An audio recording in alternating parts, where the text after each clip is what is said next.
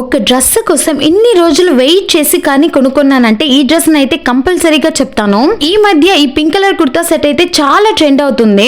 Instagram pages లో ఏమో 1000+ amounts అయితే చెప్తా ఉంటారు. సో వెయిట్ చేసి మీషోలోనే నా బడ్జెట్ లో నేను పర్చేస్ చేసుకున్నాను.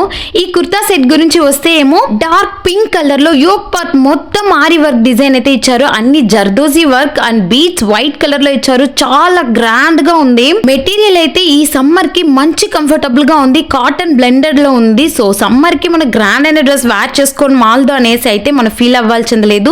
ఇంత గ్రాండ్ అయిన డ్రెస్ సమ్మర్ కంఫర్టబుల్ గా ఉంటుంది.